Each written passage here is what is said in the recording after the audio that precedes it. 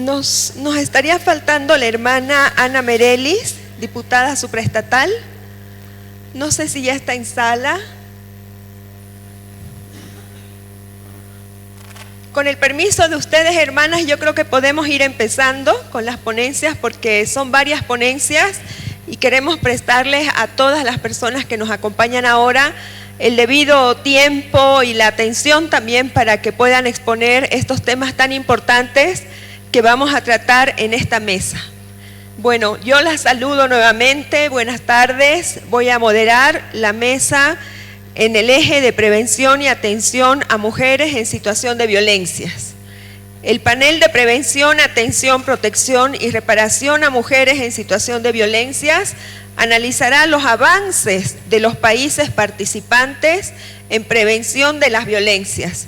Se intercambiarán experiencias positivas en prevención, atención y protección a mujeres en situación de violencias y vamos a analizar también desafíos a nivel regional y los criterios de prevención y atención en este tema de violencia digital que ya no podemos decir que es algo nuevo, pero para el cual, por lo menos en Bolivia, hasta donde yo sé, no tenemos todavía una legislación clara para prevenir y sancionar la violencia digital contra las mujeres. Quiero saludar a la viceministra de Justicia y Derechos Fundamentales, Jessica Saravia, que nos acompaña. También la viceministra Miriam Huacani Zapana, viceministra de Igualdad de Oportunidades, que está en nuestra mesa. Está también la magistrada del Tribunal Constitucional, Karen Lorena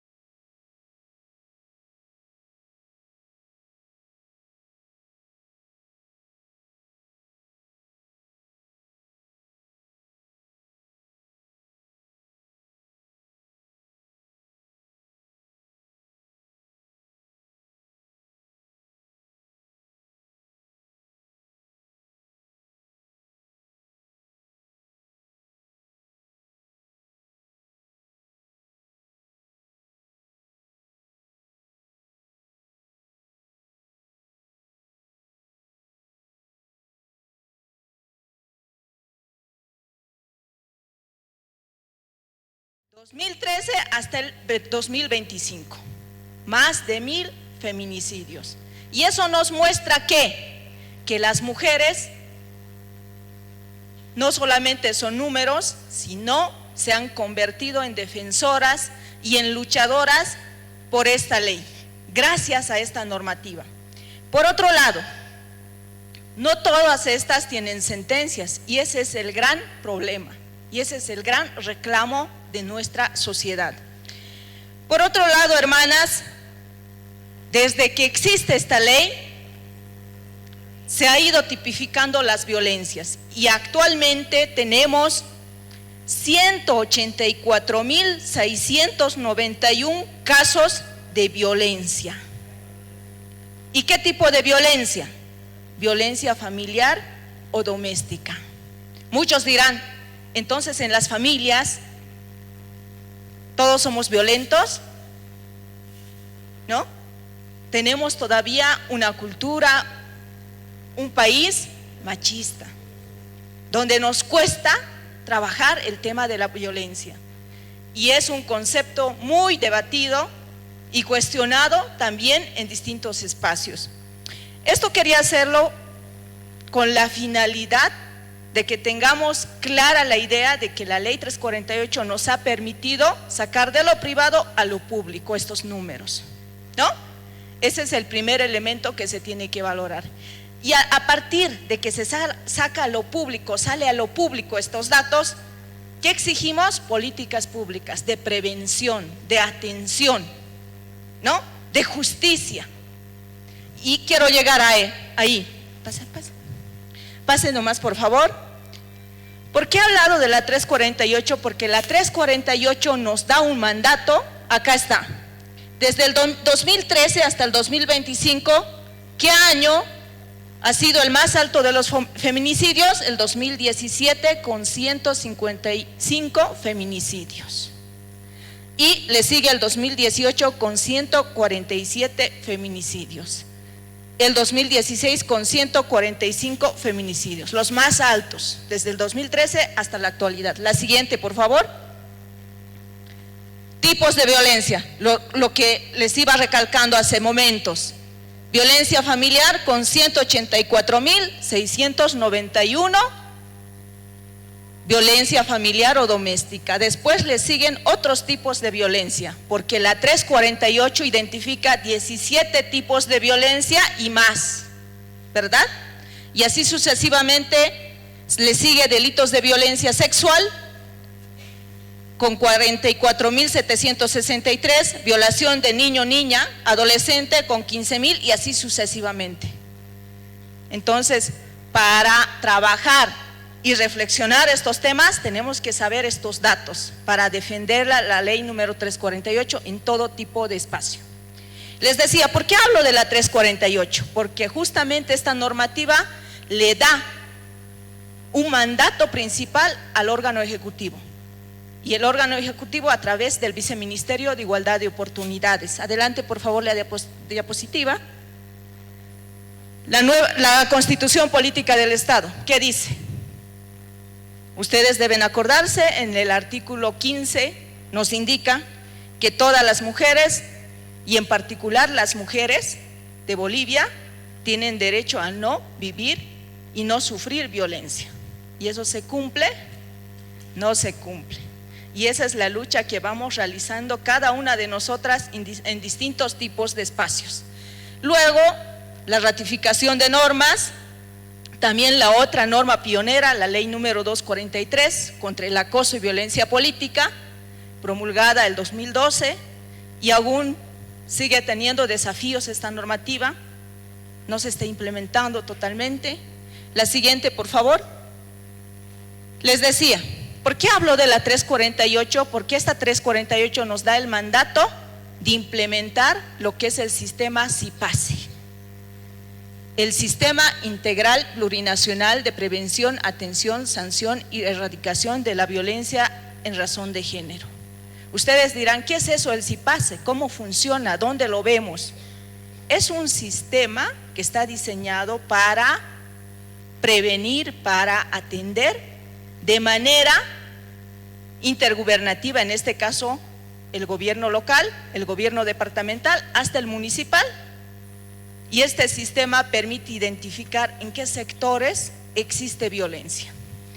Dentro del CIPACE hay distintos mandatos, sin embargo, el CIPACE del 2013 hasta el 2020 ha sido una primera etapa que se ha implementado, no en su totalidad, y el 2022-23 ha ingresado en una etapa de reformulación, de actualización. La siguiente, por favor. Y actualmente, bajo la resolución ministerial de la gestión pasada, de octubre de la gestión pasada 2024, ingresa en una fase piloto en su segunda versión, 2.0. ¿En qué consiste? Se va articulando con municipios, con gobernaciones. ¿Para qué? Para fortalecer la atención a las mujeres. ¿A partir de qué? De servicios legales municipales.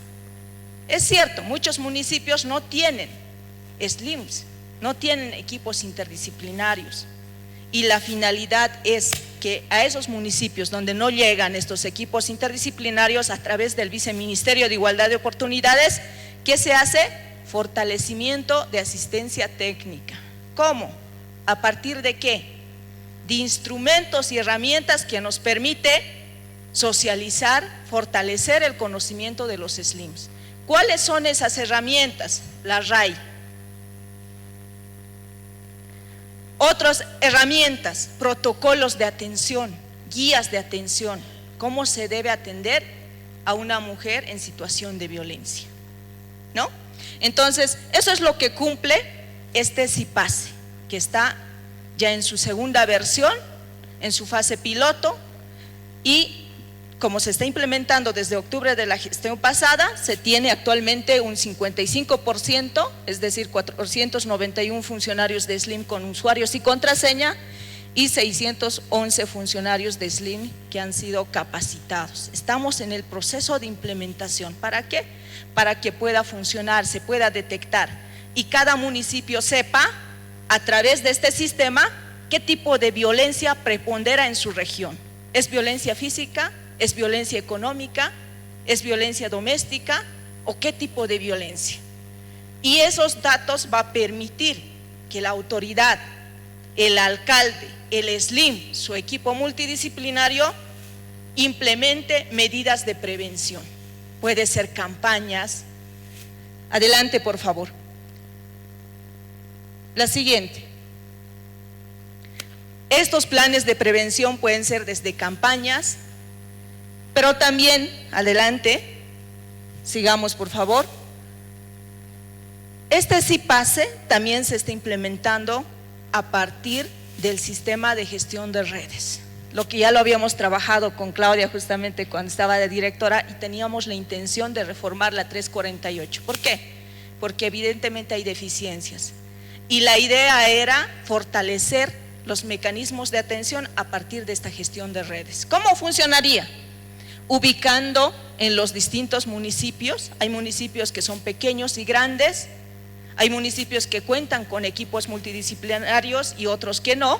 Entonces, ubicando al municipio más cercano y que cuente, y el otro municipio pueda participar también de alguna manera y coadyuvar en la atención, es decir, una participación mancomunada.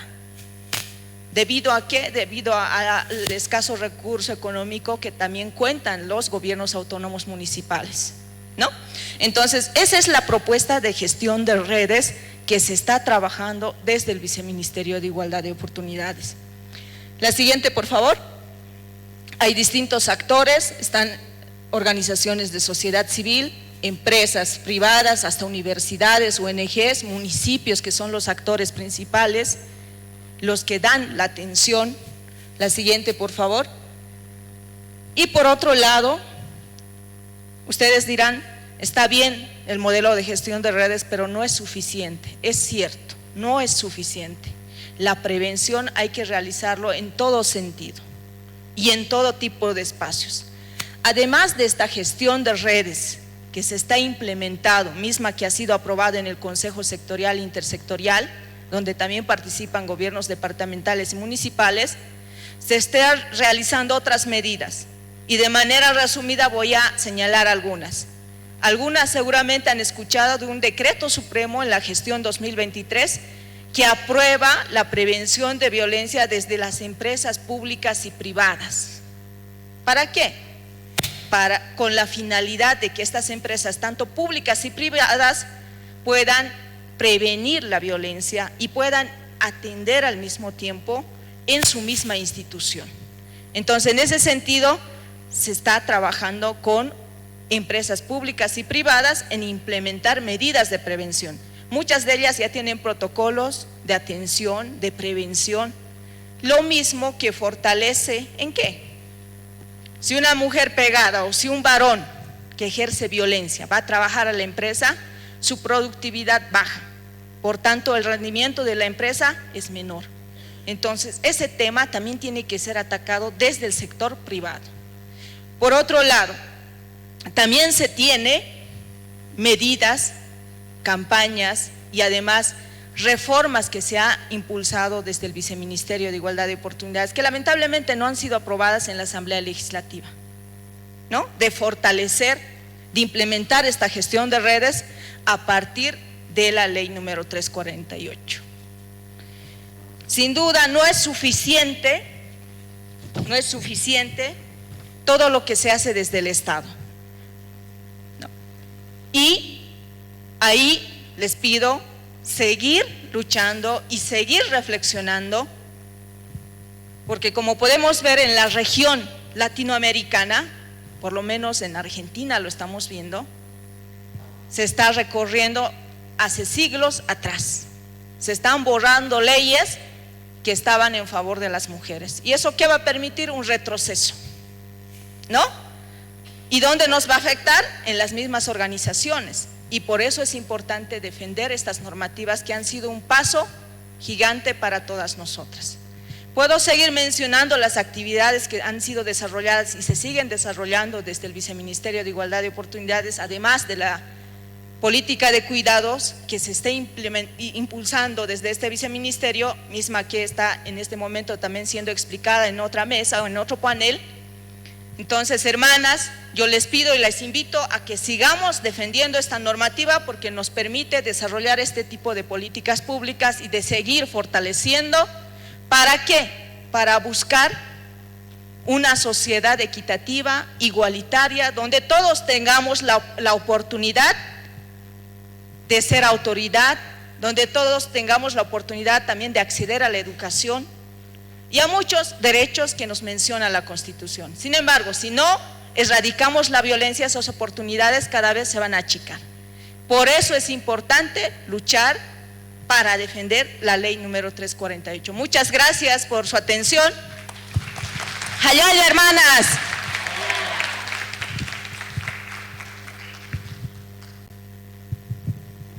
Muchísimas gracias, viceministra. La viceministra nos ha hablado entonces de varias políticas públicas, empezando por la legislación que tenemos, de la ley para garantizar a las mujeres una vida libre de violencia, la ley contra el acoso político hacia las mujeres, el sistema de prevención, atención y sanción y erradicación de la violencia contra las mujeres, el CIPACE, que es básicamente un sistema para recoger datos y de esa manera poder hacer seguimiento a los casos y a las tipologías de las violencias a nivel nacional. Ahí ha habido un gran avance porque tenemos ya que más del 55% de los municipios están ya registrados y tienen su usuario en el CIPACE, ¿no? Su usuario y contraseña. Es un gran avance y créanme, hermanas, que a veces es trabajoso lograr que los gobiernos municipales den también los datos, ¿no? Que dediquen el tiempo y el esfuerzo, más que todo en épocas críticas como estas, para poder recoger datos, subir los datos al sistema y compartirlos a nivel nacional. También nos habló de este modelo de gestión de redes que intenta que los municipios menos beneficiados puedan también asegurar, gracias a la colaboración con otros municipios, atención a las mujeres en situación de violencia. Hemos hablado del Consejo Sectorial y del Decreto Supremo para prevenir la violencia contra las mujeres en las empresas también. Es importante decir que tenemos varias convenciones que establecen estándares y compromisos estatales para todos los estados, convenciones, acuerdos, pactos internacionales que son firmados por los estados para establecer estándares y compromisos estatales en la prevención, sanción y erradicación de la violencia contra las mujeres. Sin embargo, todavía falta implementar de forma efectiva estos marcos legales y eso es todavía un desafío muy significativo. Vamos a escuchar a la doctora Karen Lorena Gallardo Cejas. Ella es magistrada del Tribunal Constitucional Plurinacional y nos va a hablar de la jurisprudencia constitucional en favor de las mujeres y niñas y el rol del Comité de Género. Adelante, doctora. Un aplauso, por favor.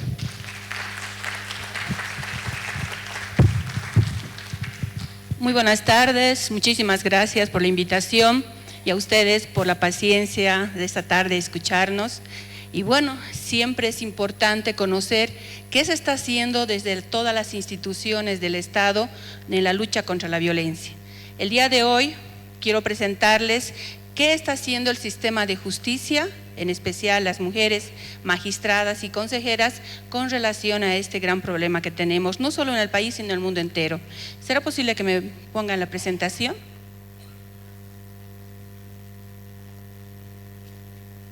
Bueno, quiero iniciar mostrándoles un video del Comité de Género.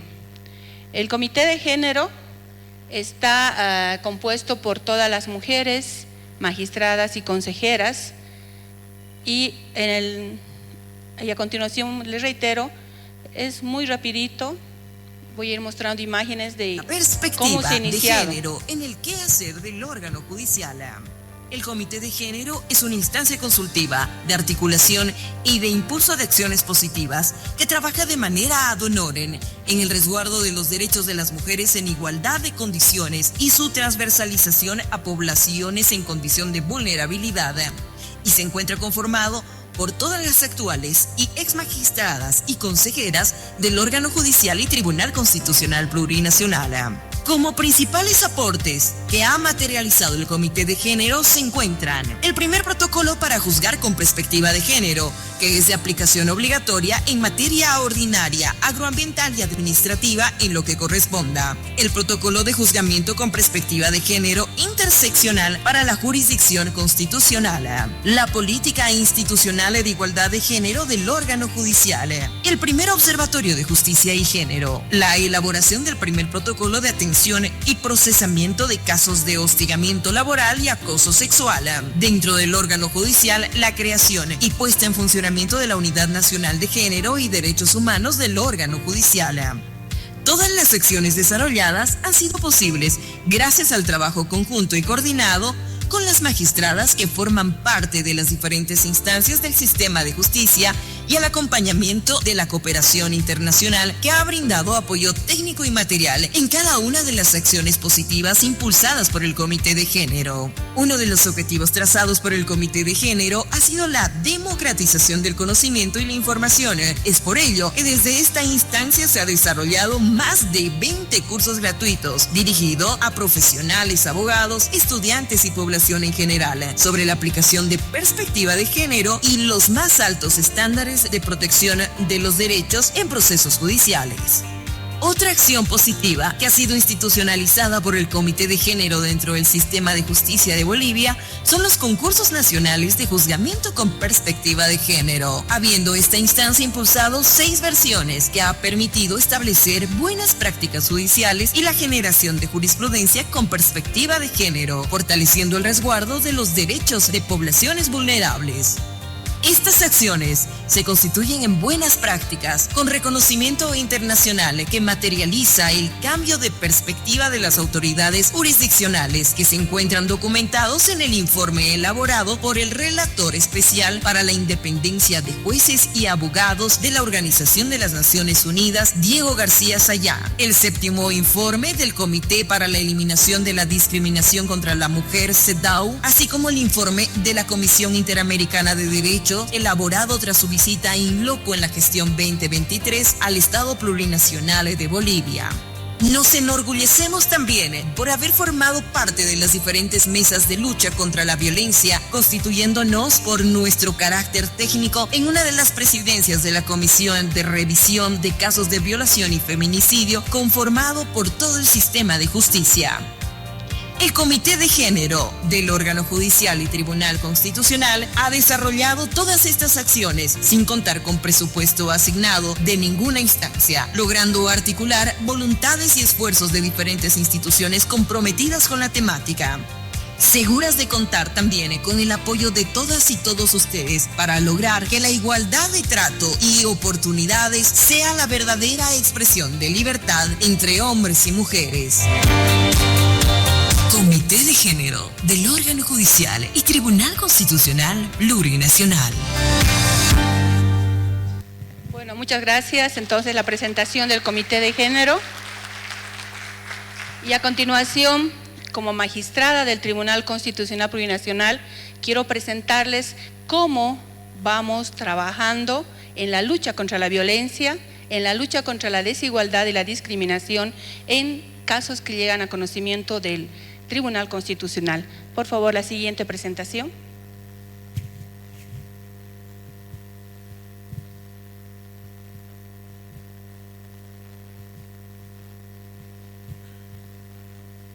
Bueno, hasta que vayan poniendo la presentación, quiero señalarles que el Tribunal Constitucional Plurinacional, como garante de cumplimiento de la Constitución Política del Estado, entre sus atribuciones es garantizar el respeto de derechos fundamentales y garantías constitucionales de todos los estantes en nuestro país. El siguiente, por favor.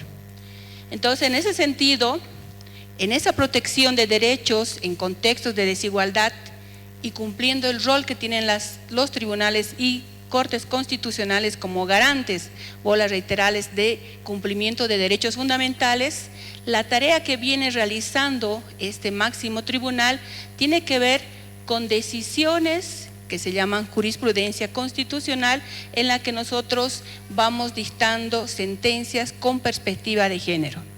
El siguiente, por favor. Y en ese análisis, cuando nos corresponde resolver temas que tienen que ver con género, con violencia, no solamente contra las mujeres, que históricamente estamos en desigualdad con los hombres y con otros tipos de la sociedad, porque ahí también debemos tomar en cuenta a las personas que están en los grupos en situación de vulnerabilidad, como son la comunidad LGBTI, los niños, niñas y adolescentes, adultos mayores, personas con discapacidad y otros. Hemos venido analizando, les decía, y hemos encontrado que dos principios, que además son derechos fundamentales según nuestra Constitución Política del Estado, la igualdad y no discriminación, son los elementos sustanciales que nos llevan a resolver estos casos. Les decía, están constitucionalizados la igualdad y no discriminación, está en el artículo 8, parágrafo segundo, en la que dice que todos somos iguales ante la ley, y la no discriminación en el artículo 14, cuando dice que no pueden discriminarnos por tema de color, de raza, de edad, de condición. Entonces, a partir de estos dos elementos, la igualdad, que es un término positivo, de que todos somos iguales ante la ley, y la no discriminación, que es un elemento negativo, es decir, nadie puede ser restringido en el ejercicio de sus derechos fundamentales que están en la Constitución Política del Estado en razón de su color, de su credo, de su edad, es que el Tribunal Constitucional ha venido dictando sentencias constitucionales que, como les digo, son la forma como nosotros nos pronunciamos cuando resolvemos un caso. El siguiente, por favor. Entonces, quiero ahora comentarles de manera muy rápida, tengo menos de 10 minutos, algunas sentencias en las que nosotros hemos aplicado esa igualdad y la no discriminación cuando han venido procesos en revisión ante el Tribunal Constitucional. Un ejemplo, la sentencia 1095, quebrado 2014 de 10 de junio, es un ejemplo, vuelvo a reiterar, de discriminación directa. ¿Por qué? El año 2014, antes de esta sentencia constitucional, existían en la Ley General del Trabajo dos artículos el 59 y el 60, que parecían de protección a la mujer, a los niños, niñas y adolescentes. Parecían, les digo, porque analizado en esta sentencia constitucional, a raíz de una acción de inconstitucionalidad planteada por el defensor del pueblo, en la que señalaba que estos dos artículos no eran de protección, sino eran más bien de discriminación hacia las mujeres y los niños, niñas y adolescentes. Entonces, el Tribunal Constitucional revisa los dos artículos y les leo. El artículo 59 decía: se prohíbe el trabajo de mujeres y de menores en labores peligrosas, insalubres o pesadas y en ocupaciones que perjudiquen su moralidad y buenas costumbres. El artículo 60, las mujeres y los menores de 18 años solo podrán trabajar durante el día, exceptuando labores de enfermería, servicio doméstico y otras que se determinarán. ¿Y qué pasaba si una mujer se había preparado para manejar una retroexcavadora en el turno de la noche en la construcción de un camino vecinal? Según esos artículos, no podía ejercer ese cargo y no era esa más bien una discriminación y una restricción al derecho al trabajo de esa persona, a la igualdad de hombres y mujeres era. Entonces el Tribunal Constitucional estableció que había una discriminación directa en estos dos artículos y ordenó su expulsión del ordenamiento jurídico. Es así que al presente el artículo 59 y 60 ya no están en la Ley General del Trabajo. Siguiente, por favor. Otro ejemplo en la que el Tribunal Constitucional ha encontrado una discriminación indirecta la tenemos en la sentencia constitucional 0260/2014, en la que también el defensor del pueblo solicitó que se expulse del reglamento de las unidades académicas policiales el promedio o la altura mínima que debían cumplir los postulantes, hombres y mujeres, para poder ingresar a la academia policial. El Tribunal Constitucional ha hecho también el análisis de esta normativa y determinó que evidentemente, que es verdad, existía una discriminación indirecta, toda vez que la altura mínima de 1,70 para varones y 1,60 para mujeres estaba fuera de la altura promedio de los bolivianos y las bolivianas en nuestro país, porque vieron un informe técnico en la que señalaba que la altura promedio en Bolivia para hombres era de 1,65 metros y para mujeres de 1,45. Entonces, de consiguiente, la mayoría de los bolivianos y en especial los que somos parte del occidente no podíamos tener la posibilidad de cumplir con esa altura promedio que señalaba el reglamento de ingreso a la academia policial. En ese sentido, al evidenciar el Tribunal Constitucional de que había una discriminación indirecta, determinó también expulsar del ordenamiento jurídico esta altura promedio del reglamento de ingreso a la academia policial. Siguiente, por favor. Últimamente, y no me van a dejar mentir ustedes, vamos evidenciando de que funcionarios públicos que tienen que ver con la protección y resguardo de los derechos a la vida, a la integridad de mujeres, de niñas, de niños, adolescentes, no van cumpliendo con esa su función. Entonces, el Tribunal Constitucional ha venido conociendo muchos casos, muchas denuncias por esa negligencia, y de ahí sale la línea sobre la inacción institucional en temas de género. ¿A qué me refiero? Y les comento esa sentencia constitucional que les traigo el día de hoy, la 0619/2022-S3 de 10 de junio, en la que se plantea una acción de libertad. La acción de libertad es una demanda constitucional en la que se pide que se proteja la vida, la libertad de las personas. Entonces, en esta acción de libertad que les traigo el día de hoy, el padre de una menor de edad que fue encontrada por su padre en la calle después de haberse perdido varias horas, no haber ido a la escuela, va y ella le dice, llorando, estaba con dos personas además, de 18 y 17 años, varones, y le dice su padre, ¿no? Le dice, ¿qué ha pasado? ¿Sabes? Nos han llevado entre 3 personas, a mi compañera y a mí, a una casa. nos han obligado a tomar bebidas alcohólicas y nos han abusado. Entonces su padre lo que hace es inmediatamente pide auxilio de la Policía Nacional para que puedan aprehender a los 2 presuntos agresores y puedan ir a presentar la denuncia a la policía y se inicie la investigación por el Ministerio Público.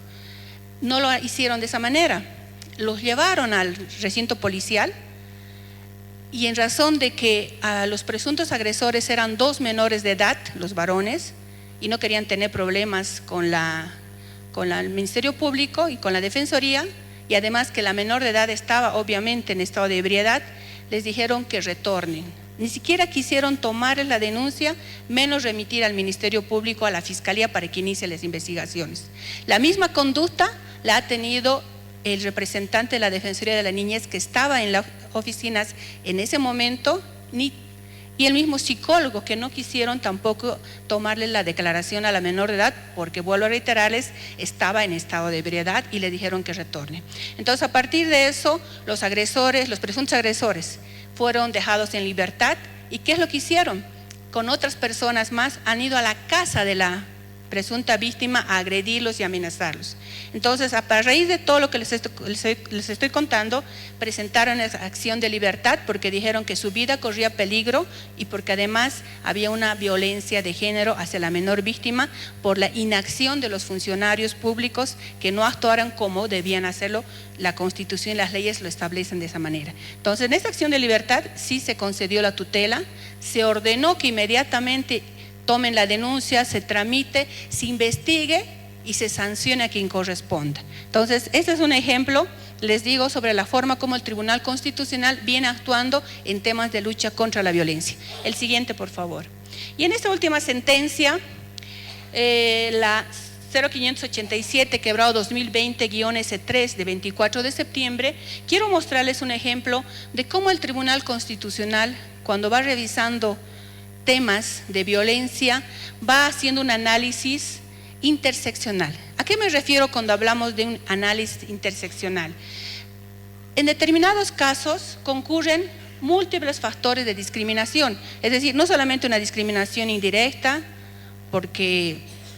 una indirecta por el tamaño o el promedio de los bolivianos, sino también se presenta una múltiple discriminación cuando tenemos el ejemplo de una mujer, niña, y además que venga del área rural.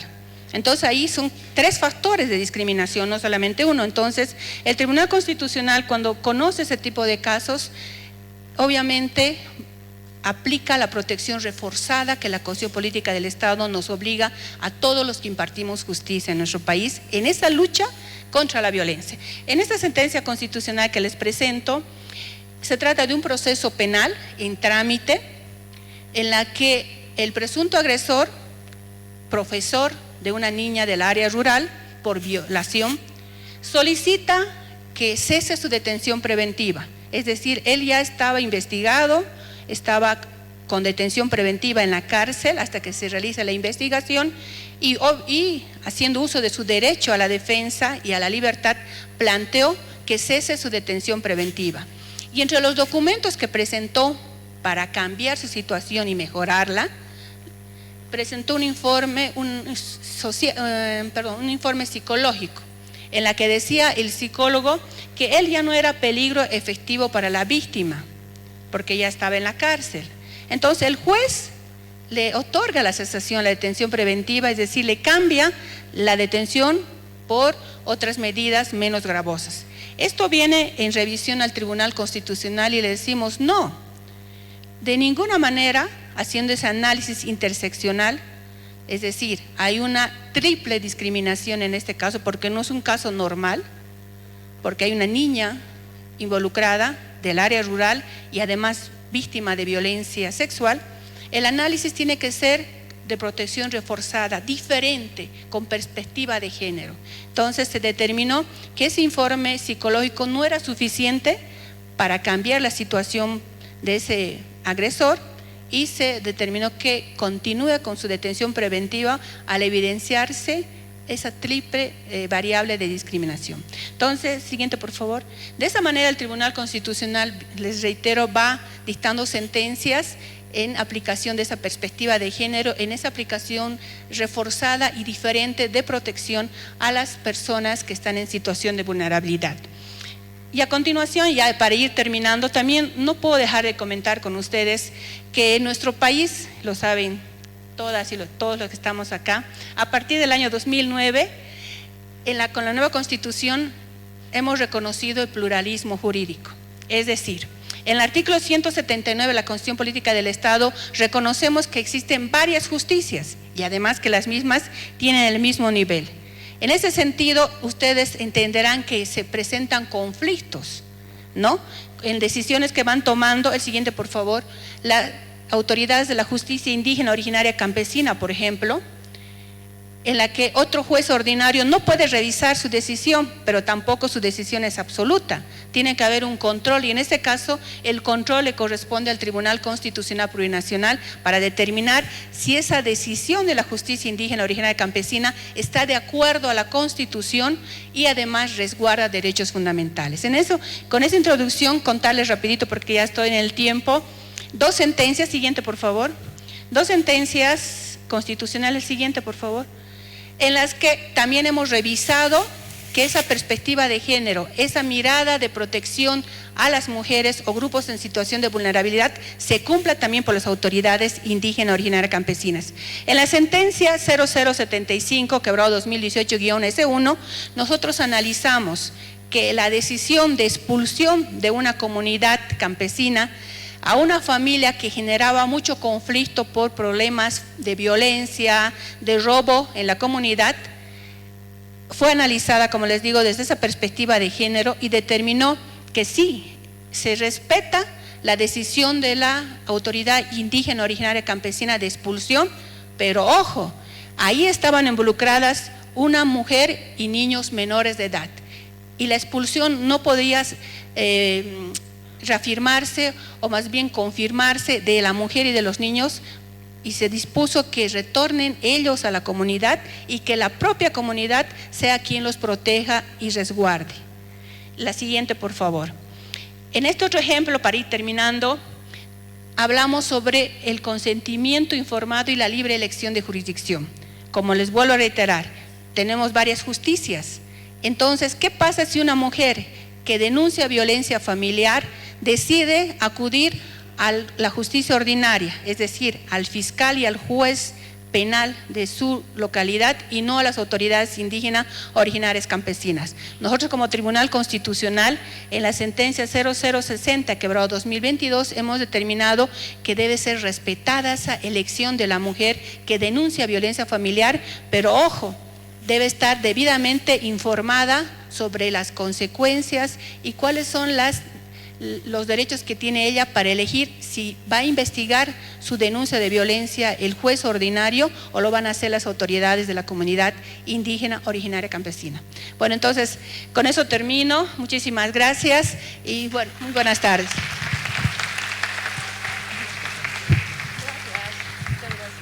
Gracias, doctora. Gracias.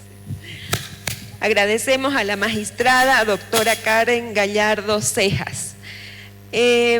A continuación le voy a dar la bienvenida a Camileidis Lorca. Ella es directora general de Integración y Asuntos Internacionales de Venezuela, que es parte de nuestro panel. Bienvenida, compañera. Y le vamos a dar la palabra al doctor Juan Manuel Flores Sánchez. Él es juez superior de la Corte Superior de Justicia de Puno, viene desde Perú. Y su ponencia se llama Buenas prácticas y desafíos para la erradicación de la violencia basada en género. Adelante, doctor. Muchísimas gracias. Gracias. En primer orden, agradecer a la mesa de honor y también a la comunidad que ha tenido a bien organizar este evento tan importante para ustedes, que son las mujeres, pero también para nosotros. Somos pocos los varones que estamos aquí, pero creo que vamos a hacer eco de todo lo que se está hablando y discutiendo el día de hoy. Para mí es un honor dirigirme a tan selecto ambiente lleno de mujeres, mujeres trabajadoras, mujeres luchadoras, mujeres profesionales, mujeres que luchan día a día, no solo por sacar adelante a sus familias, sino por sacar adelante a sus regiones y a su país. El día de hoy quiero compartirles desde Perú algunas experiencias que he tenido como juez de violencia familiar y como juez penal de juzgamiento. Ahora desempeño el cargo de juez superior, pero en su momento tuve la oportunidad de estar cara a cara con circunstancias de violencia contra las mujeres. Les quiero comentar que el artículo 122-B del Código Penal tipifica a la agresión contra las mujeres o integrantes del grupo familiar como delito. Establece una pena de 2 a 3 años, pero ustedes dirán, es una pena baja. Acá viene lo adicional.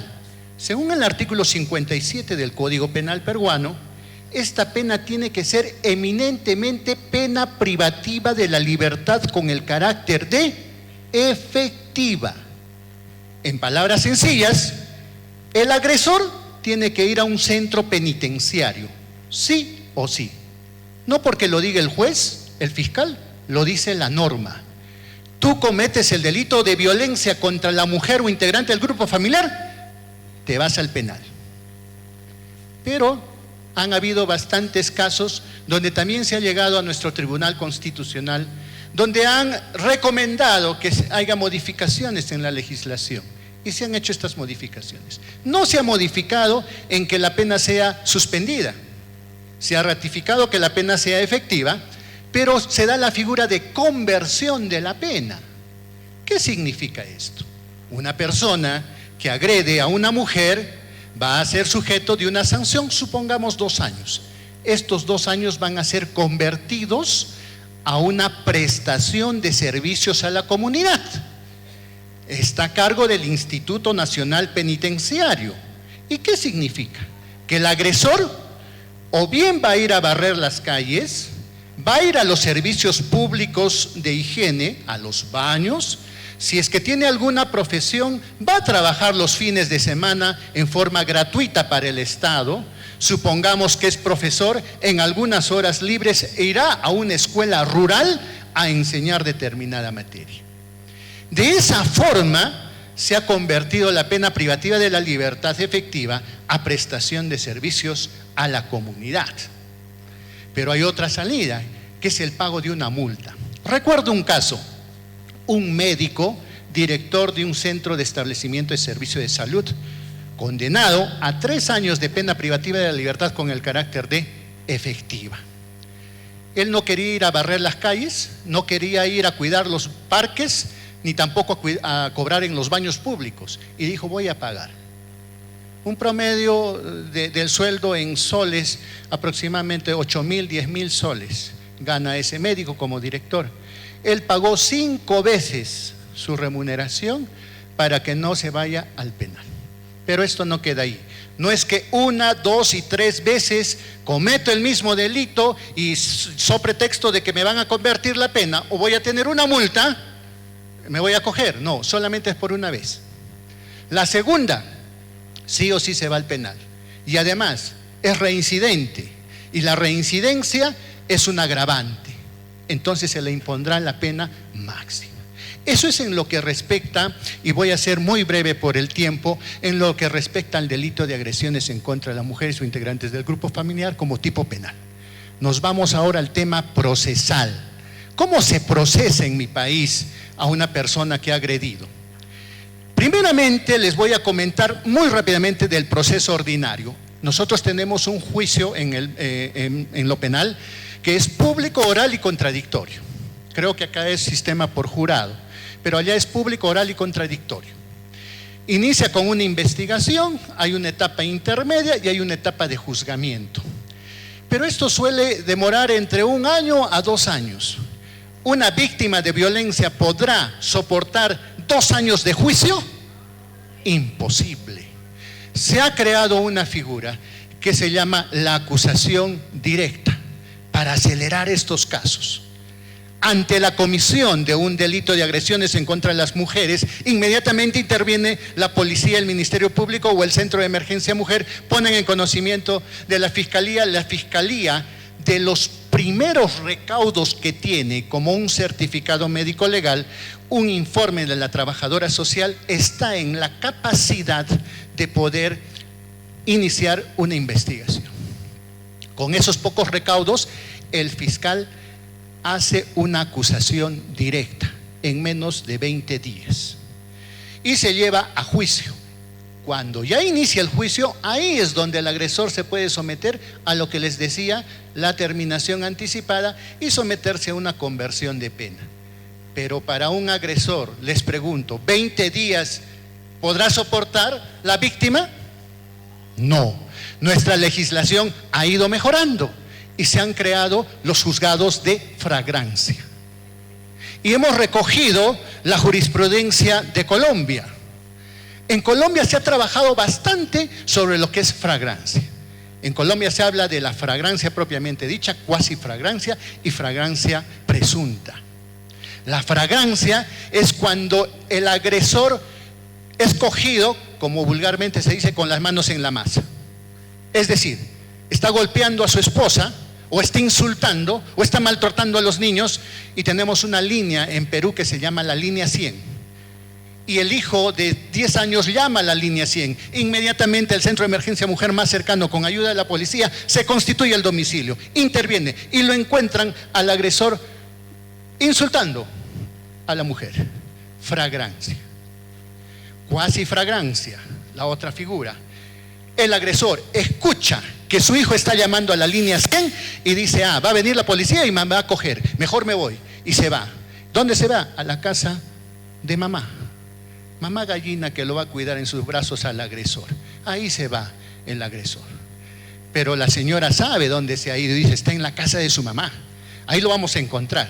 Va a la policía con Centro de Emergencia Mujer y tocan la puerta y efectivamente el señor está ahí. Cuasi flagrancia, seguimos en flagrancia.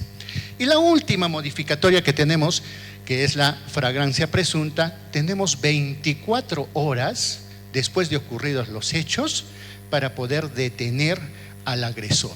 24 horas. No solamente es como se dice: te cogí con las manos en la masa. La policía tiene 24 horas para coger. La Constitución del Perú dice: solo se podrá detener a una persona por mandato judicial. Es decir, que el juez tiene que ordenar la detención con allanamiento de domicilio, etcétera. Pero la Policía Nacional, con esta modificatoria de la flagrancia, tiene la potestad de detener a una persona porque está cometiendo el delito en ese momento. Eso se ha avanzado en nuestra legislación, pero ahora les preguntaba: ¿20 días va a esperar la víctima para que se haga una acusación directa? No. Con esta modificatoria, este avance de la flagrancia, en 24 horas va a estar siendo puesto a disposición en calidad de detenido al juzgado.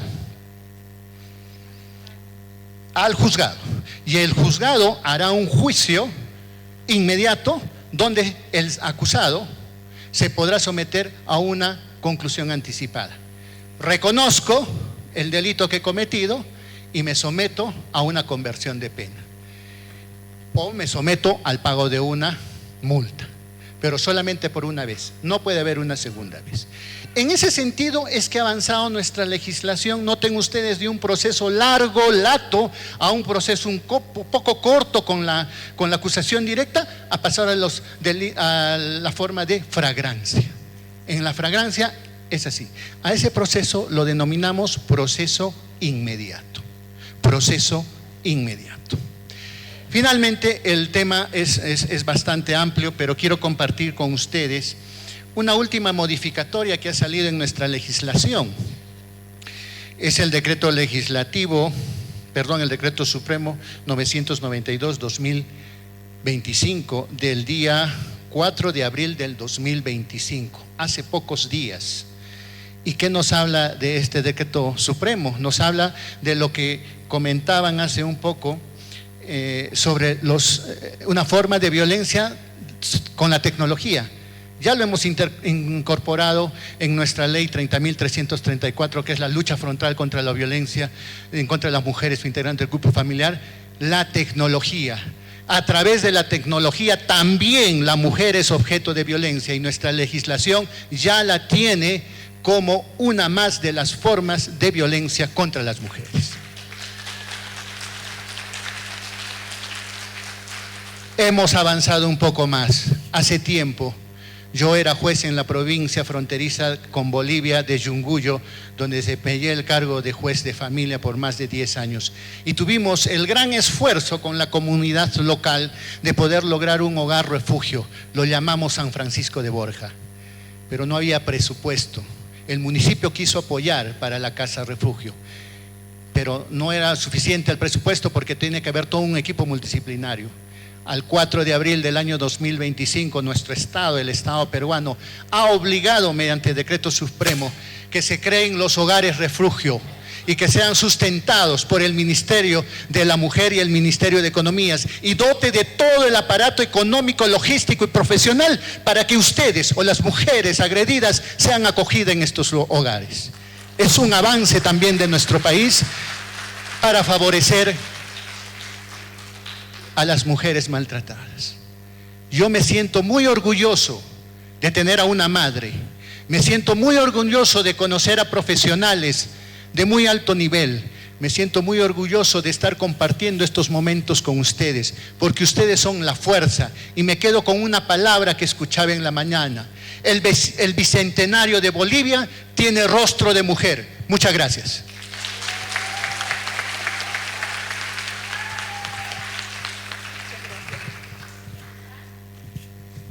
Agradecemos por su participación al doctor Juan Manuel Flores Sánchez, que es juez superior de la Corte Superior de Justicia de Puno.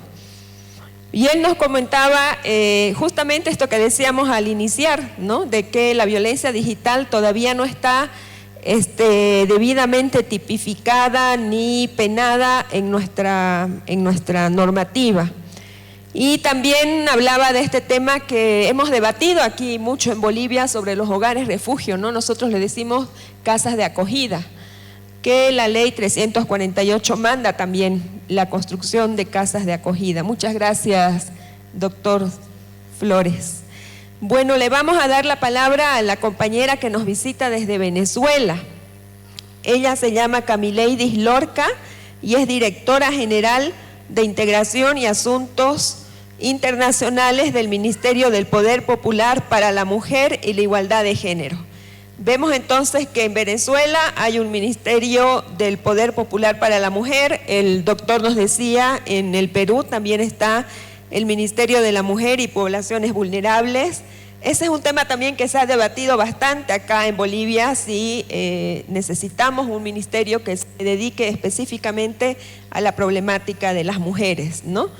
Por el momento tenemos el Viceministerio de Igualdad de Oportunidades y el Servicio Plurinacional de la Mujer y la Despatriarcalización.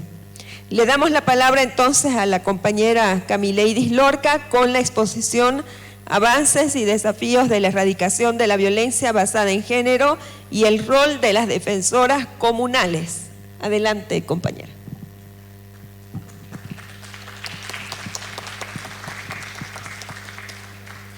Buenas tardes, muchísimas gracias por la invitación y por esta oportunidad de venir a contarles un poco de lo que se está haciendo en Venezuela. Yo traje algunas cosas para leer porque me parecía que en función del tiempo era la manera más cómoda de contar tantas cosas en un espacio tan corto de tiempo. Y bueno, principalmente saludar a las autoridades presentes, a los estados presentes, a los organismos internacionales, las delegaciones hermanas de Iberoamérica, queridas compañeras, compañeros de los movimientos sociales, feministas, indígenas, afrodescendientes, populares y de derechos humanos. La despatriarcalización, entendida como un proceso político, cultural y estructural que busca desmontar las lógicas de dominación masculina en todas las esferas de la vida social, requiere de estrategias integrales, descentralizadas y profundamente ancladas en los territorios. En este contexto, en nuestro país, se cuentan con grandes experiencias. Una de ellas es el programa de defensoras comunales de los derechos de las mujeres, que representa una innovación feminista de carácter estratégico, que articula la lucha contra la violencia de género con los principios del poder popular, la justicia participativa y la construcción de soberanía desde lo comunitario. Mi intervención tiene como objetivo analizar este programa como una política de despatriarcalización efectiva desde el territorio, articulando 3 ejes centrales: la descentralización feminista de la justicia, la legitimación del saber popular en los procesos de protección y la articulación entre el Estado, la comunidad y los movimientos sociales para garantizar el derecho de las mujeres a una vida libre de violencia. El concepto de despatriarcalización ha sido desarrollado por los feminismos latinoamericanos, especialmente en contextos como el de Venezuela y Bolivia, donde las luchas de las mujeres se han entrelazado con los procesos de refundación del Estado. Despatriarcar no es solo transformar relaciones familiares o simbólicas, sino alterar las estructuras de poder que naturalizan las jerarquías de género y, por tanto, democratizar el acceso a los derechos, a la justicia, a la participación política en condiciones de igualdad. Desde esta perspectiva, una política pública feminista eficaz no puede operar exclusivamente desde el centro del poder institucional, sino que debe anclarse en las comunidades, promover la participación activa de las mujeres organizadas y respetar los saberes situados como base para la transformación social. El programa de defensoras comunales nace en Venezuela entre el 2013 y el 2014, como parte de una estrategia del Instituto Nacional de la Mujer para desconcentrar las funciones de la Defensoría Nacional y crear mecanismos de articulación efectiva con el poder popular feminista, y se trata de un modelo que reconoce los protagonismos de las mujeres organizadas en sus comunidades como garantes de derechos humanos de otras mujeres. Este programa tiene un carácter integral, no solo capacita y sensibiliza a las mujeres, muchas de ellas lideresas naturales de sus comunidades, sino que además las acredita como actoras legítimas del sistema de protección, con atribuciones completas como acompañar a las víctimas de violencia en el proceso de denuncias, elaborar cartografías sociales para identificar los puntos críticos de violencia y, sobre todo, ejercer la Contraloría Social sobre los servicios públicos de atención, generar redes de apoyo que trasciendan la intervención institucional y que además se sostengan en el tejido comunitario. Este modelo, además, fue reconocido en la segunda reforma de la Ley Orgánica del Derecho de las Mujeres a una vida libre de violencia, en su artículo 35. Esto no fue una concesión del Estado, sino fue producto de las luchas de las compañeras feministas, de las defensoras organizadas en sus comunidades, quienes en un intenso debate lograron incorporar en la ley su figura y que su trabajo dentro de las comunidades acompañando a las mujeres víctimas hoy esté reconocido en una ley es un logro y es un hito, además, no solamente en Venezuela, sino en Latinoamérica y el Caribe. De este modo se establece el rol protagónico que tienen las personas en las comunidades y quienes ejercen además estas competencias desde el momento que se incorpora en la ley, cuentan con una figura legal. Es así también que esta ley reconoce 25 formas de violencia. Yo escuchaba a los compañeros cómo se ha ido avanzando en muchos de nuestros países. Nosotros logramos reconocer 25 formas de violencias, pero entre ellas están la violencia sexual en la relación de pareja, la violencia política, la violencia informática, la violencia ginecológica y la violencia multicausal, que incorpora también los temas de la violencia a mujeres afrodescendientes, a mujeres indígenas. Es una de las leyes más completas con las que contamos en la región y que además hemos ido perfeccionando a través de la práctica. Vamos por la segunda reforma y nosotras, los movimientos populares, las promotoras comunitarias, seguimos trabajando para encontrar esos nudos críticos y seguir perfeccionando nuestro sistema de leyes en defensa de las mujeres. De todas estas funciones que les decía que tienen las promotoras, yo quisiera detenerme en el de la Contraloría Social. Ellas realizan contraloría de los órganos y entes que forman parte de la ruta de acceso a la justicia. Esta competencia es una de las más importantes para poder prevenir y mitigar la revictimación de la mujer, de sus familiares y de quien denuncia. Este proceso de Contraloría Social, como les mencionaba, es uno de los más importantes y es uno de los que creo que nosotros deberíamos adoptar como práctica en cada uno de nuestros países. El hecho de que los órganos receptores de denuncia, en donde ya sabemos encuentran muchas trabas las mujeres víctimas cuando van a acceder a los servicios de justicia, que esté acompañada no solamente por sus familiares, sino por una figura que además está reconocida en la ley, pero que además está legitimada en su comunidad como una defensora de los derechos de las mujeres, es muy importante y en nuestro caso ha dado grandes y muy buenos resultados, sobre todo que la mujer pueda sentirse acompañada por esa persona, esa figura que es parte de su comunidad, con la que se siente cercano y de confianza, pero que además los receptores de denuncia se ven obligados a brindar la atención correspondiente y en los lapsos que corresponde, porque está siendo fiscalizado por una figura que está reconocida en nuestras leyes. Eso, como les decía, es una de las cosas más importantes que realizan el ejercicio de las defensoras comunales, el de la Contraloría Social. El impacto de las defensoras comunales debe entenderse también más allá de esta función operativa. Su existencia reconfigura el sistema de justicia desde una perspectiva horizontal, situada y humanizada en contextos donde el acceso a la justicia convencional muchas veces está atravesado por la burocracia, la revictimación y la desconfianza. Estas defensoras actúan como puente, mediadoras y garantes, devolviendo a las mujeres el derecho a ser oídas, creídas y acompañadas.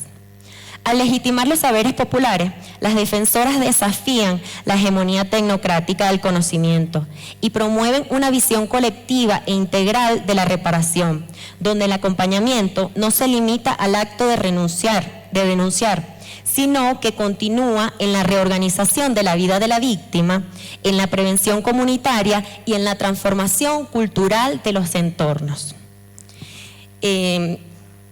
Voy a hacer un paréntesis acá para hablarles también del funcionamiento del programa de defensoras, al igual que muchos de otros programas que se llevan adelante en Venezuela.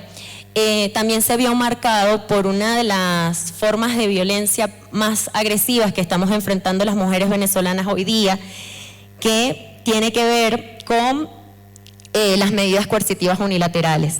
Esta forma de violencia estructural y patriarcal que golpea con mayor fuerza a las mujeres y las niñas. En este proceso en el que las mujeres venezolanas se nos vio privadas de acceder a los insumos más básicos para la salud, que todos los servicios de atención a las mujeres, pero especialmente los de atención a las mujeres víctimas de violencia, se vieron recrudecidos por esta crisis y se hizo con mucho más difícil acceso debido a la crisis provocada por las medidas coercitivas unilaterales. Es allí donde la figura de la defensora comunal tomó mucha más fuerza, porque ante la ausencia muchas veces de una respuesta oportuna por las dificultades propias del contexto económico y social que vivimos en nuestro país, la figura de las defensoras siguió allí presente, siguió acompañando a las mujeres, siguió sosteniendo esos servicios de atención, y es en ese momento en que se fortalece este gran movimiento de defensoras comunales y que posteriormente fue reconocido y fue sumado a las leyes. Estas medidas, como les decía, han afectado el funcionamiento de programas de atención, han limitado el acceso a medicamentos y sobre todo han recargado los cuidados sobre las mujeres y han generado retrocesos en la capacidad del Estado para financiar programas de atención. A pesar de esto, el pueblo venezolano, y en especial las mujeres, hemos resistido, reinventado y sostenido la política feminista en los territorios, con creatividad, con firmeza. Las defensoras comunales han desarrollado la cartografía social y son muestras vivas de la capacidad colectiva de lucha que tenemos. Hoy también exigimos desde esta cumbre el rechazo claro y contundente a las medidas coercitivas unilaterales, porque no puede haber despatriarcalización si se tolera el castigo colectivo contra pueblos soberanos y especialmente contra sus mujeres. Igualmente, en nuestro país se ha desarrollado una política que no puedo dejar de mencionar, que tiene que ver con un intento o con el mayor intento que se ha hecho en nuestro país por transversalizar la política de género, y es la Gran Misión Venezuela Mujer. Esta gran misión agrupa a todas las instituciones del Estado que trabajan con el tema de la mujer y las reúne en una gran mesa de trabajo de alto nivel en donde están todos los ministerios. En el caso específico del tema de violencia contra la mujer están todos los órganos receptores de denuncia, el Poder Judicial, el Ministerio Público, y todos ellos en compañía de todos los otros ministerios están allí para tratar específicamente los temas de la mujer. La Gran Misión Venezuela Mujer representa el mayor esfuerzo para transversalizar la política de género en Venezuela y es una estrategia de integración de las políticas públicas para la territorialización y optimización de los recursos y vincula la participación del pueblo mujer. Es así que todas estas experiencias que estamos desarrollando en Venezuela nos permiten afirmar que es posible construir justicia feminista desde los territorios y que el poder popular es una herramienta concreta para la protección de los derechos humanos de las mujeres y que la despatriarcalización no es un horizonte utópico, sino una práctica real y en curso. Hoy más que nunca necesitamos replicar, proteger y fortalecer este modelo, no solo como política pública, sino como una apuesta ética, política y colectiva para un futuro libre de violencia. Muchas gracias.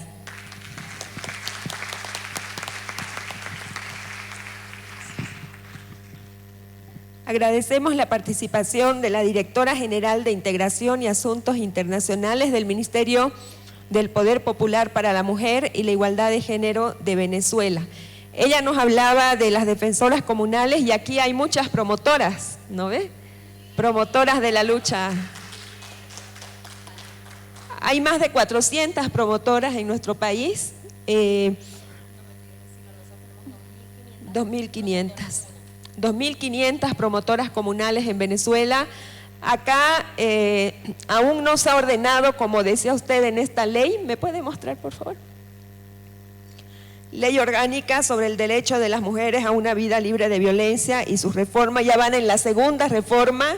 Nosotros hemos intentado una y no lo hemos logrado todavía. Tenemos un paquete de leyes que nosotras siempre andamos por ahí con ese paquete de leyes. Tenemos la que ya mencionábamos, la Ley Orgánica por el Derecho a las Mujeres a una Vida Libre de Violencia, la Ley para la Prevención y Erradicación del Abuso Sexual contra Niños, Niñas y Adolescentes, la Ley para la Promoción del Uso y el Lenguaje con Enfoque de Género, la Ley para el Sistema de Cuidados para la Vida y la Ley Orgánica para Atención y Desarrollo Integral de las Personas Adultas Mayores, y la Ley de Protección a las Familias, la Maternidad y la Paternidad en su segunda reforma también. Este es nuestro paquete de leyes que nosotros llamamos las leyes feministas. Muy bien, muchas gracias. Y Camileidis Lorca hablaba de algunas cosas que me parecen muy importantes que las tengamos en cuenta. Hablaba de prevención comunitaria, transformación cultural del entorno, cartografía social, poder popular, saberes populares y de este importante trabajo que hacen las promotoras de acompañamiento a las víctimas de violencia, no solo en el momento de poner la denuncia, que es el trabajo que también hacen las compañeras promotoras acá, sino también de pues ver cómo se va solucionando la vida cotidiana después, ¿no? Y esa es la importancia de las promotoras comunales también en nuestro país. Vamos a continuar ahora con la experiencia de Perú, porque está con nosotros Marisandra Montero Ferrer. Ella es promotora promotora del Centro de Emergencia Mujer, del Programa Nacional Aurora, del Ministerio de la Mujer y Poblaciones Vulnerables. Marisandra Montero Ferrer nos va a hablar de las buenas prácticas y desafíos desde las promotoras comunitarias en su acompañamiento a mujeres víctimas de violencia. Vamos a continuar con el tema, esta vez desde Perú.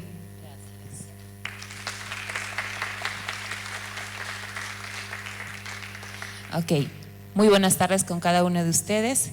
Agradecer en primer lugar a los organizadores de este evento por la maravillosa oportunidad de poder invitarme y poder socializar con ustedes nuestras buenas prácticas. Pero por favor necesito que despertemos, porque la invitación que nos han realizado, hemos venido de tan lejos y queremos que nos escuchen. Así que vamos a responder muy fuerte con este saludo que ustedes muy bien lo conocen. Así que, ¡Hayaya! Más fuerte, promotoras, ¡Hayaya! Uy, ya está, estamos despiertos. Muy bien. Vamos a dar pase. ¿Qué nos dice? Prevención a mujeres en situaciones de violencia. Vamos a socializar nuestras buenas prácticas. Siguiente, por favor. Muy bien, todos conocemos que la violencia contra la mujer y las niñas es una manifestación muy peligrosa, ¿verdad? Porque tiene distintos tipos, la violencia física, sexual, psicológica, hasta la feminicida. Entonces, ¿con qué finalidad se da la violencia? Para poder lograr una dominación sobre la mujer, lo que imposibilita a nosotras poder desarrollarnos plenamente.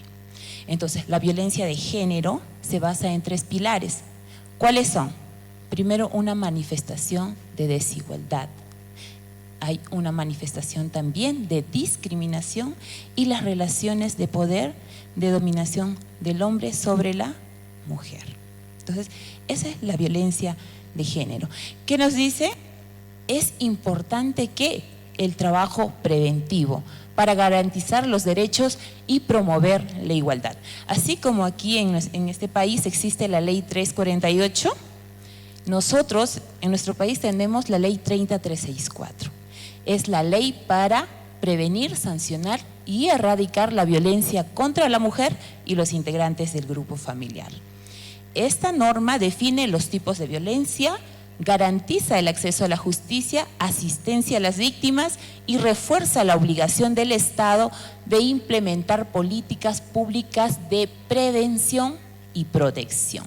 Entonces, en el marco de esta ley, nosotros hemos creado estrategias preventivas en la lucha de la prevención de la violencia contra la mujer y los integrantes del grupo familiar.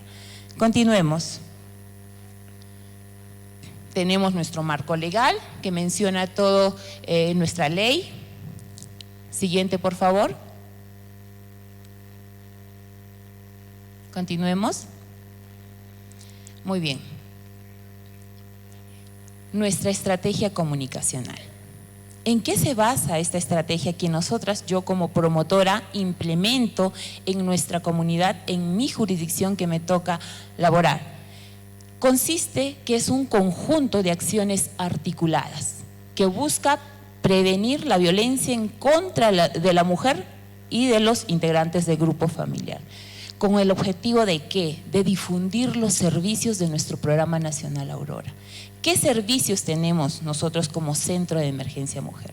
Tenemos la atención a las víctimas de violencia y también tenemos el trabajo de prevención de la violencia. ¿Para qué?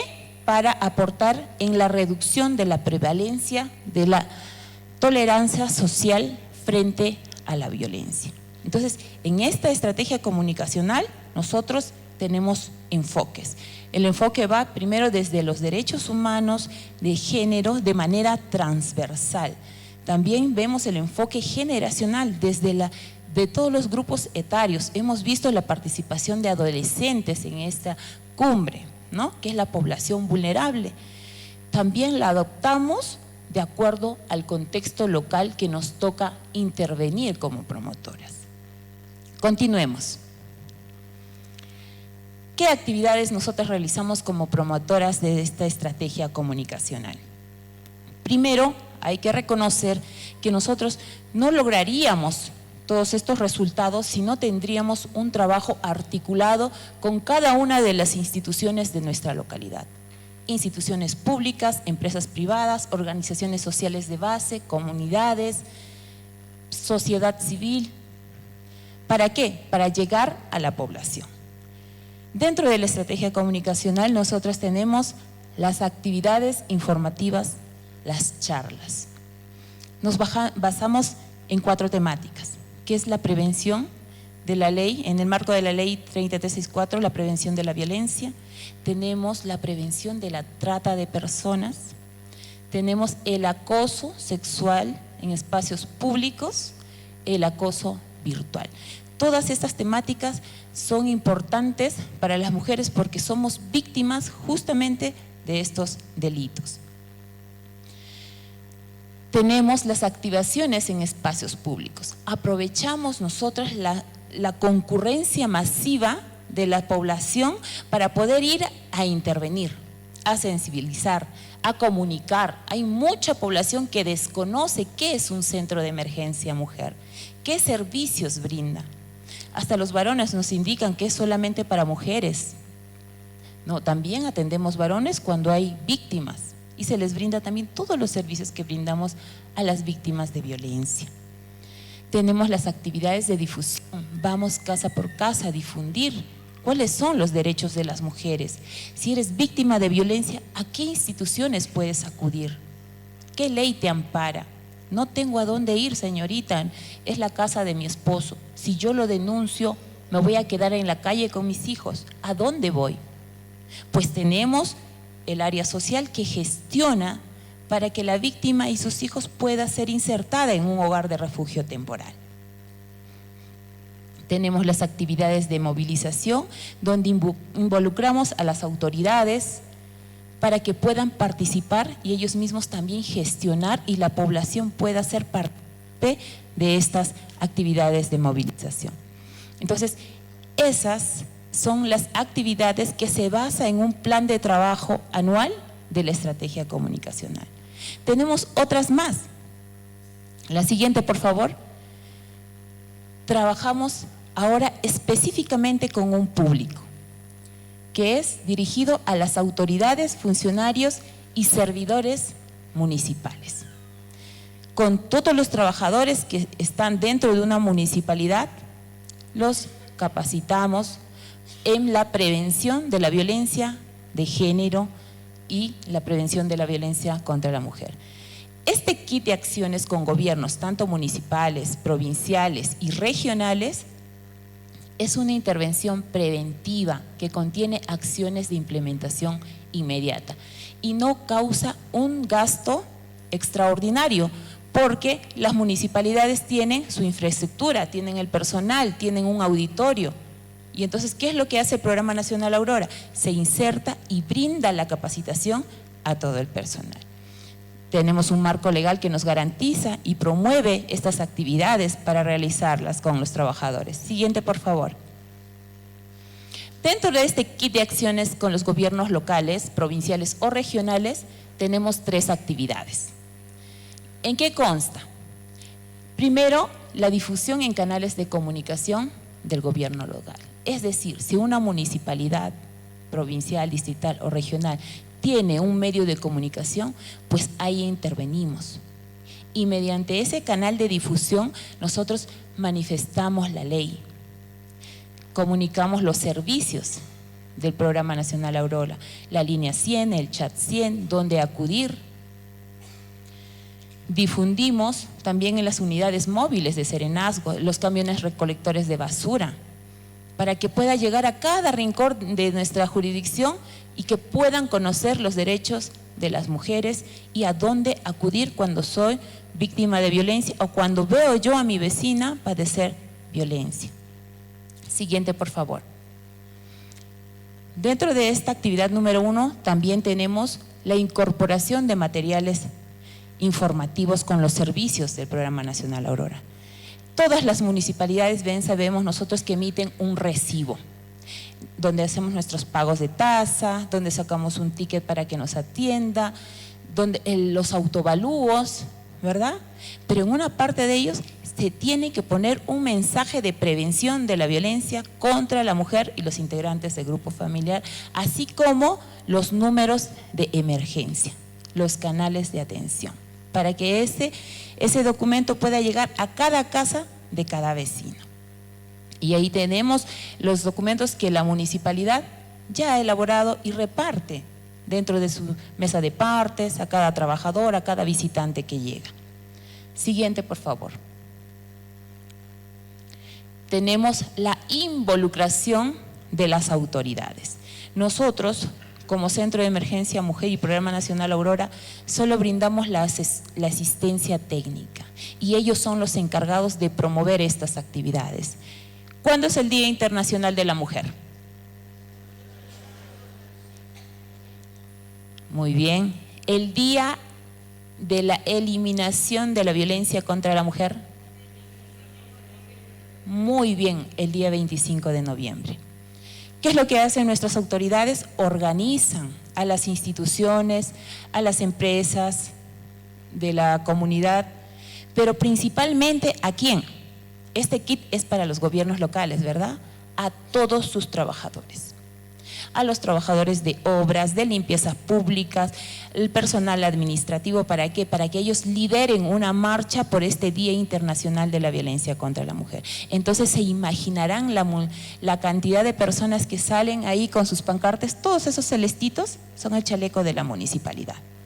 Y salen con sus pancartas, vienen los de infraestructura, no se quedan atrás y vienen con sus camiones, con sus montacargas, líneas amarillas, para poder dar un mensaje de prevención de la violencia. Continuemos. Dentro de la segunda actividad que tenemos, siguiente por favor, dentro de este kit de acciones, siguiente por favor, ahí tenemos la difusión. Nosotros sabemos que los mercados de abasto son un centro diario donde acuden muchas personas, todos, hombres y mujeres. ¿Qué es lo que brindamos la asesoría técnica para que el gerente de desarrollo económico social derive y coordine con los mercados de abastos para que haga la difusión de spots en los altoparlantes? Ahí difunden la prevención de mensajes de violencia y también los canales de atención. Tenemos nuestras instancias, ya voy a llegar para las instancias, donde también podemos difundir los mensajes. Siguiente, por favor.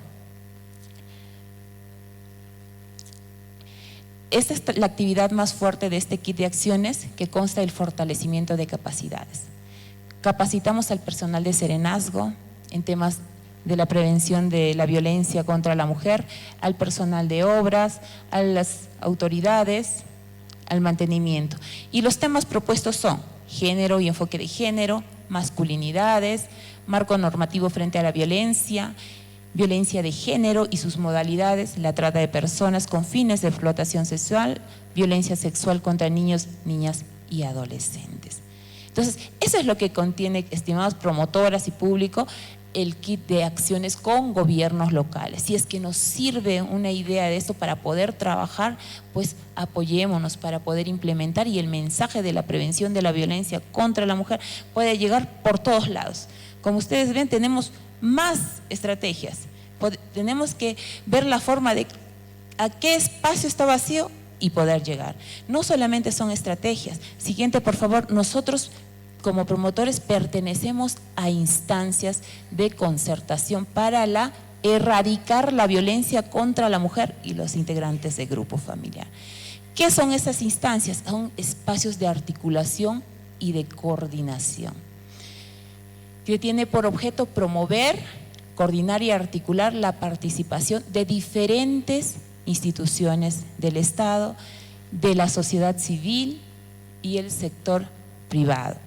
¿Quiénes la conforman? El presidente de esta instancia tiene un cargo indelegable y es la máxima autoridad de la localidad. Puede ser el alcalde, si estoy en un distrito, el alcalde provincial o el presidente o presidenta regional. Esa es su función. ¿Qué más? El gerente de desarrollo económico social viene a ser la Secretaría Técnica y demás instituciones como el Centro de Emergencia Mujer, la comisaría, las parroquias, los bomberos, entonces todos que trabajamos la prevención de la violencia. Siguiente, también dentro de esta instancia tenemos un plan de trabajo y desarrollamos actividades.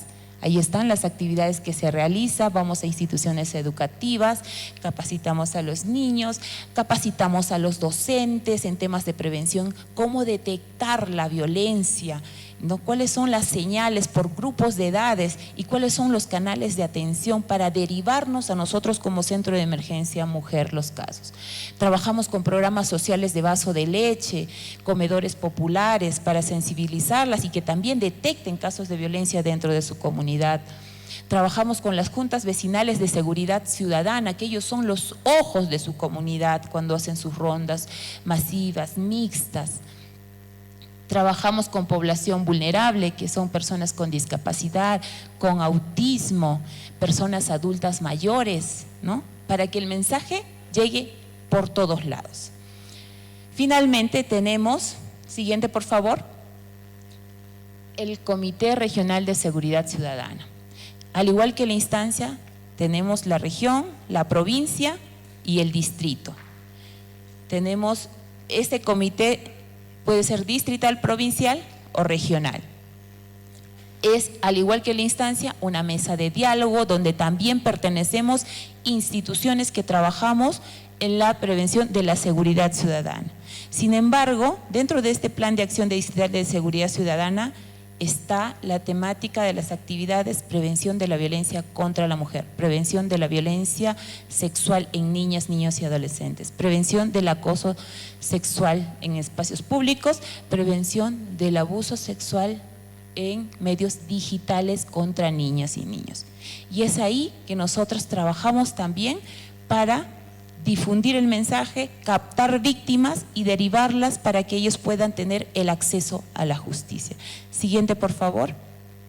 Ahí tenemos las evidencias también que dentro de este comité trabajamos brindando capacitación. Ahí están las mujeres del mercado, tenemos igual a Serenazgo, a los VAPES, a las brigadas de protección escolar. Tenemos ahí, formamos nuevas juntas vecinales para que ellos también estén capacitados para identificar casos de violencia. Siguiente, muy bien, he llegado al final de mi exposición. Muchas gracias por su atención y me despido con un fuerte ¡Jayaya! ¡Jayaya! Gracias.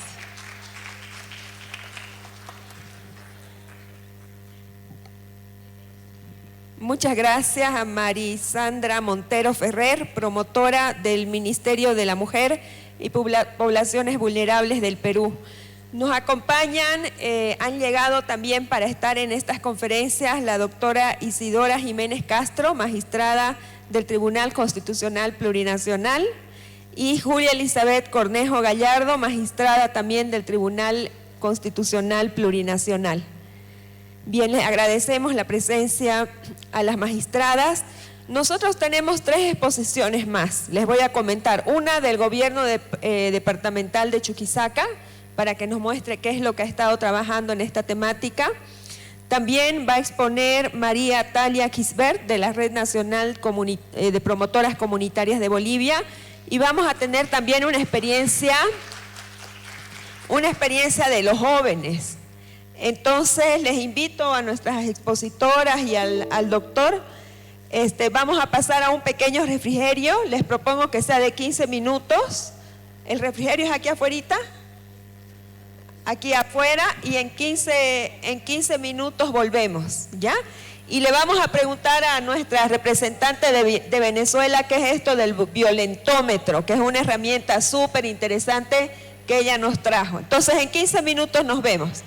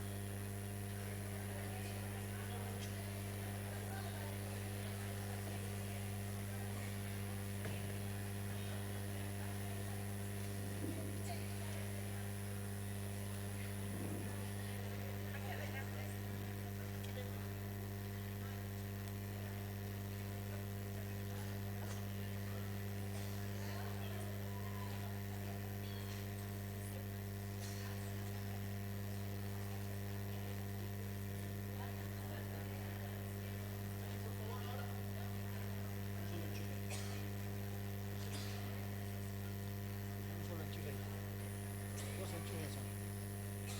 El parlante y